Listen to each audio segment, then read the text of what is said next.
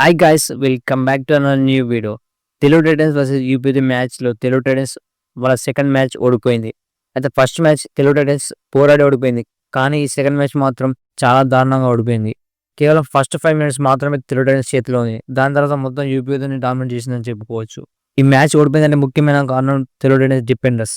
అయితే పోయిన మ్యాచ్లో అద్భుతంగా ఆడారు. కానీ ఈ మ్యాచ్లో ఫెయిల్యూర్స్ చాలా ఉన్నాయి. తెలుగు టైటన్స్ ఫెయిల్యూర్ చూసుకుంటే 20 పైగా ట్యాగెస్ ఫెయిల్యూర్ ఉన్నాయి. అయితే రేటింగ్ ప్రకారం కూడా తెలుగు టైటన్స్ అంత గొప్ప లేదు. పోయిన మ్యాచ్లో భరత్ కూడా రాణించాడు. కానీ ఈ మ్యాచ్లో భరత్ కూడా రాణించలేకపోయాడు. అదే బిగ్గెస్ట్ మైనస్ పాయింట్ అని చెప్పుకోవచ్చు మ్యాచ్. అలాగే విజయ్ మలిక్ కి సపోర్ట్ రీడర్ గా ఎవరు లేరు. చేతన్ సాహ్ వచ్చినా కూడా అతను కేవలం 4 పాయింట్స్ మాత్రమే స్కోర్ చేశాడు. అతను ఎప్పుడు వచ్చాడంటే సెకండ్ హాఫ్ లో వచ్చాడు. అది విజయ్ మలిక్ ఎంతో కష్టమైంది. అతను ఒక్కడు ఎంతగానో రాణిస్తాడు టీం. అలాగే అశ్విన్ అగర్వాల్ కూడా రాణించలేకపోయాడు. అతను కేవలం 2 పాయింట్స్ మాత్రమే స్కోర్ చేశాడు. అయితే తెలుగు టైటన్స్ పోయిన మ్యాచ్ కి ఈ మ్యాచ్ కంపారిజన్ చూసుకుంటే డిఫెన్స్ పరంగా చాలా మిస్టేక్ చేసింది. అయితే తెలుగు టైటన్స్ రాబోయే మ్యాచ్ లో గెలవాలంటే అటు రీడింగ్ అలాగే డిఫెన్స్ పరంగా ఎంతో స్ట్రాంగ్ గా ఉంటేనే తెలుగు టైటన్స్ గెలుస్తుంది వచ్చే మ్యాచ్ లో. మనం ముందుగానే చెప్పుకున్నాం తెలుగు టైటన్స్ సూపర్ టాకిల్ అలాగే డూ ఆర్ డై సిచ్యువేషన్ లో ప్రెషర్ లో ఆడతారు. సేమ్ ఆ సిచ్యువేషన్ ఈ మ్యాచ్ జరిగింది. చేతిలో ఉన్న మ్యాచ్ ని యూపీఏకి ఇచ్చినట్టు అయింది. యూపీఏకి ఆల్అౌట్ అయ్యే సమయంలో తెలుగు టైటన్స్ యూపీఏకి పాయింట్స్ ఇచ్చి గేమ్ ని పోగొట్టుకుని చెప్పుకోవచ్చు.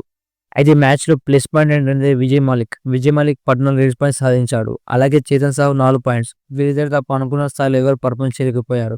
అయితే శుభన్ షిండే అనుకున్న స్థాయిలో పర్ఫార్మ్ చేయలేకపోయాడు. అతన్ని బారడాప్ పెట్టి కొనుక్కున్నారు. కానీ అతను అనుకున్న స్థాయిలో పర్ఫార్మ్ చేయలేకపోతున్నాడు.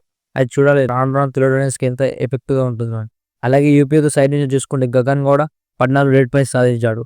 సుమిత్ 8 ట్యాకిల్ పాయింట్స్ సాధించాడు. అయితే గగన్ గౌడని తెలుగు టైటన్స్ ఆపడానికి చాలా ప్రయత్నించింది. కానీ అతను ఎప్పుడు వచ్చినా కూడా పాయింట్ ఈజీగా తీసుకువెళ్తున్నాడు. మన డిఫెండర్స్ కేవలం చూస్తున్నారు.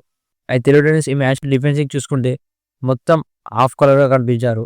అజింక్య పవర్ అలాగే సాగర్ సోలో డాష్ కి వెళ్తున్నారు. అదే బిగ్గెస్ట్ పాయింట్స్ పాయింట్ అని చెప్పుకోవచ్చు. అయితే తెలుగు టైటన్స్ ఈ సీజన్ ప్లే ఆఫ్స్ వెళ్ళాలంటే ఇలా ఆడుతున్నాడు.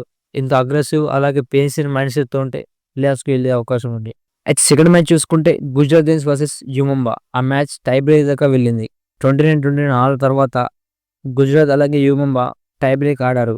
అయితే టై బ్రేక్ లో 6-5 తేడాతో యుముంబా ఘన విజయం సాధించింది. అయితే లాస్ట్ లో గుజరాత్ గెలిచి కానీ యుముంబా షాదుల్ మిస్టేక్ చేయబట్టి యుముంబా అలవగా గెలిచింది. అయితే తెలుగు టైటన్స్ మ్యాచ్ చూసుకుంటే September 4th జైపూర్ పింక్ తో ఆడుతుంది. అయితే ఆ మ్యాచ్ లో ఏ స్టార్టింగ్ 7తో వెళ్తే ఆ మ్యాచ్ లో తెలుగు టైటన్స్ ఏ స్టార్టింగ్ 7తో వస్తే మ్యాచ్ గెలుస్తుందో కామెంట్ చేయండి.